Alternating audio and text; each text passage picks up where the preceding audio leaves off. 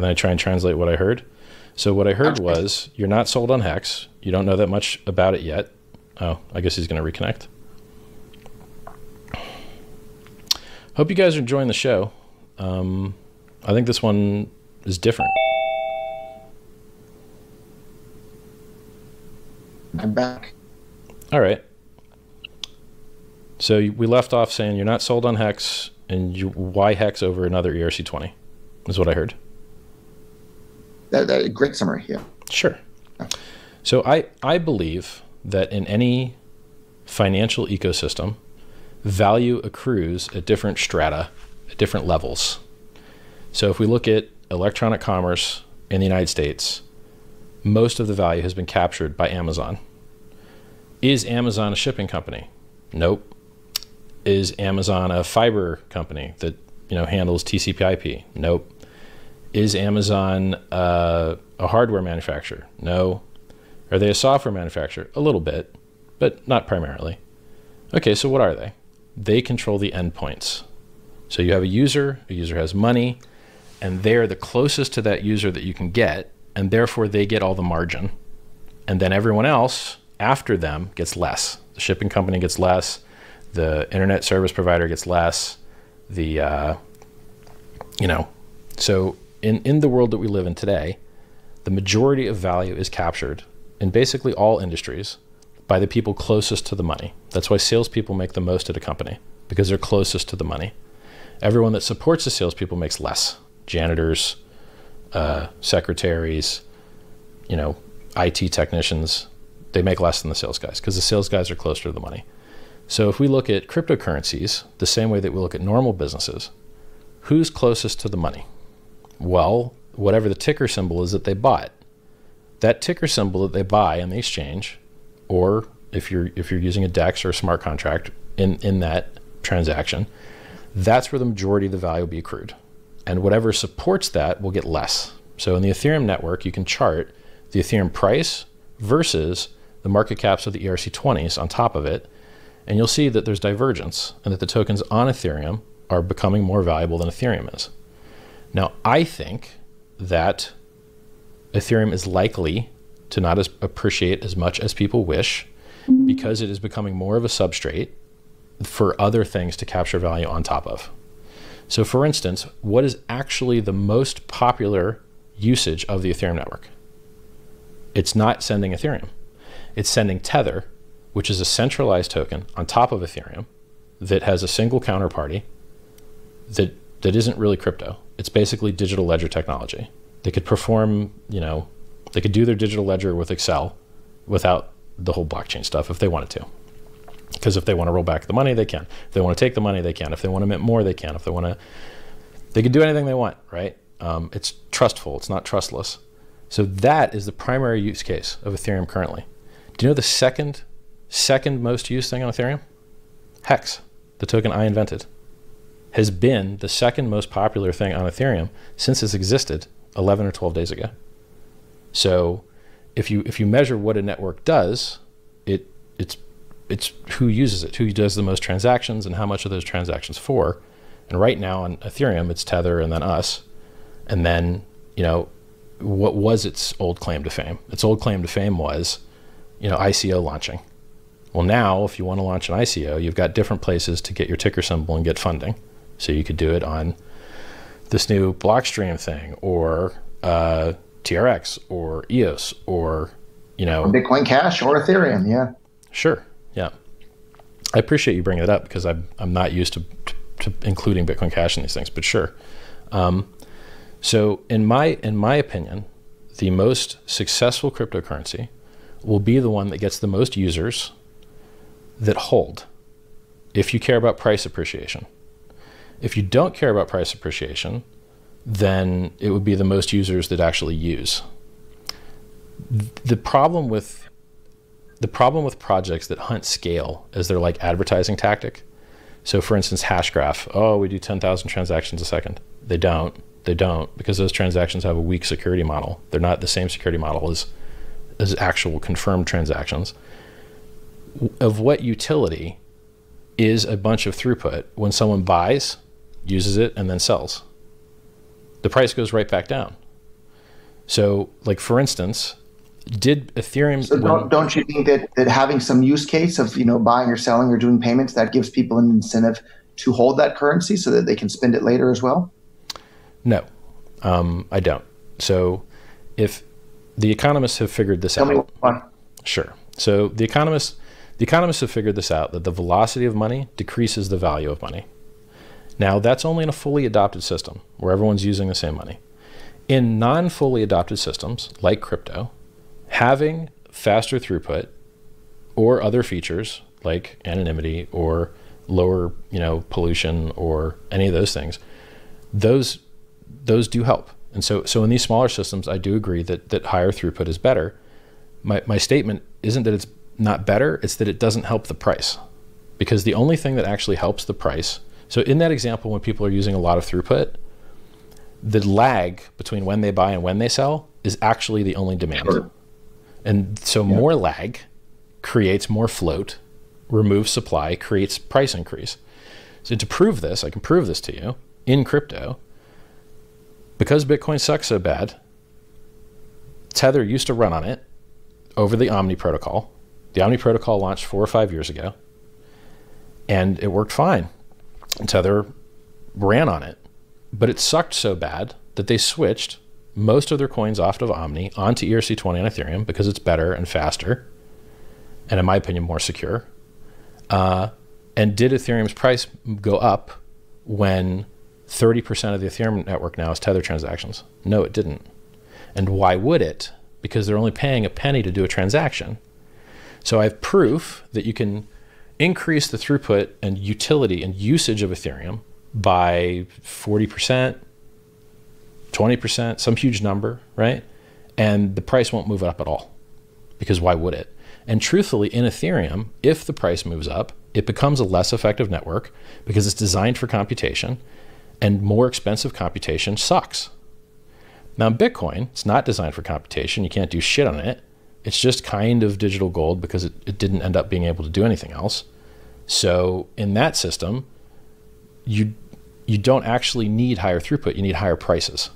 So I'm okay with design. I'm okay with convenient security trade-offs. I'm okay with security throughput trade-offs as long as people know what they're doing. So Bitcoin has the lowest throughput but the highest hash rate. And if hash rate mattered, it would be the most secure.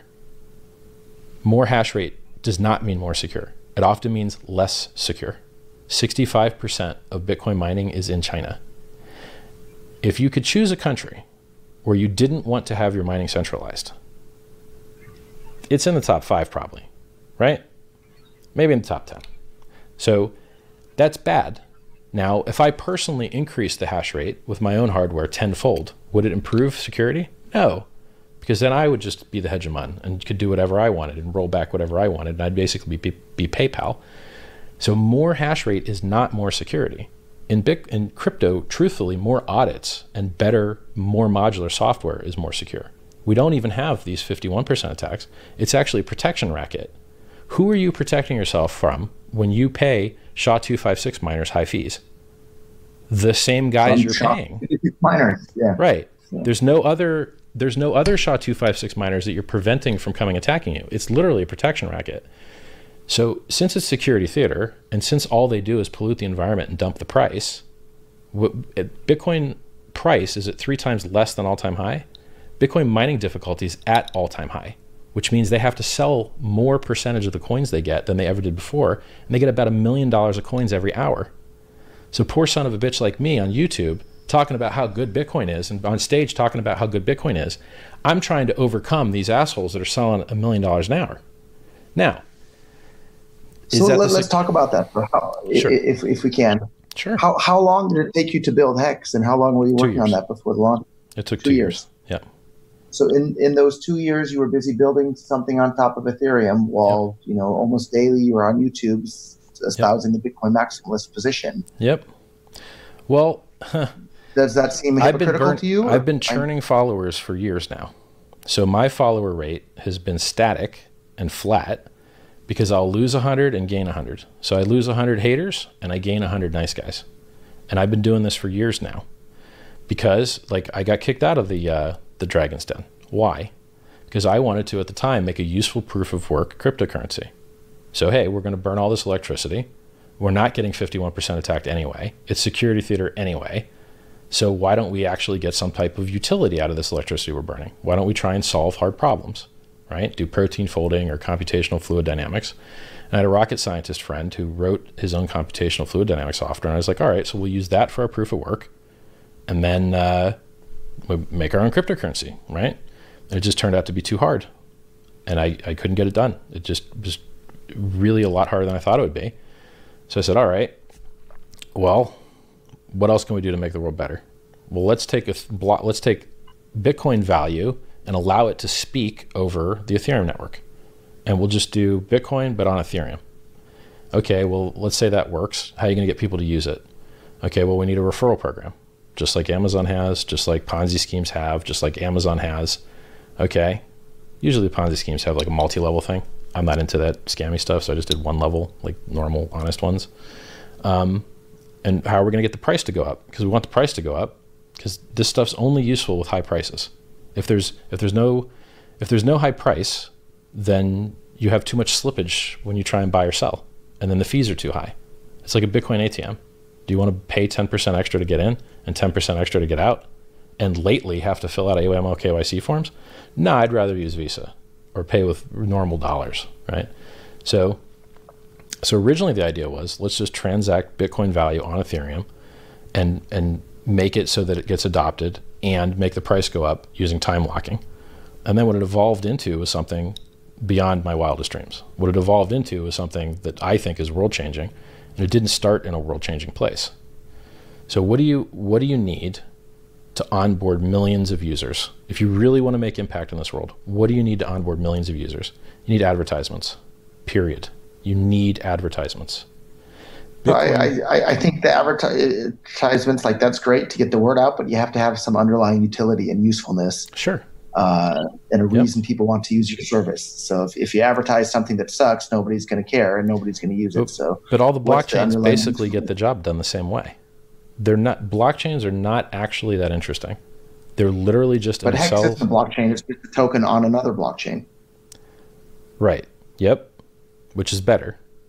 So if you want to reward honest behaviors, then you need to be able to pay people to perform the honest behaviors. Bitcoin has a tragedy of the commons problem, where if you do good and honest things for Bitcoin, Bitcoin doesn't give a shit and it doesn't pay you. So if you're a YouTuber and you go on YouTube and you say nice things about Bitcoin, you want to know what's underneath your nice things that you're saying?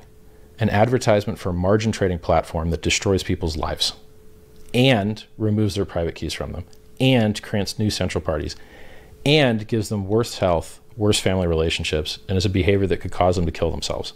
And that is the only thing that you see advertised primarily under every single YouTuber and every single Twitter link. And that is horrible, and it makes the world a worse place. And I used to have one of those links up there too. So I know exactly how it works. I know exactly how much you deposit and I know exactly how much you lose. That sucks for the world. So how can you fix that? Well, before I tell you how to fix it, what's another thing that sucks? One coin stole billions of dollars of people's money. BitConnect stole billions of dollars of people's money. Plus Token stole billions of dollars of people's money. And they did it under the guise of being cryptocurrencies. Those were users that real cryptocurrencies could have onboarded. Those are users that real cryptocurrencies could have served, and everyone in the world would have been made better.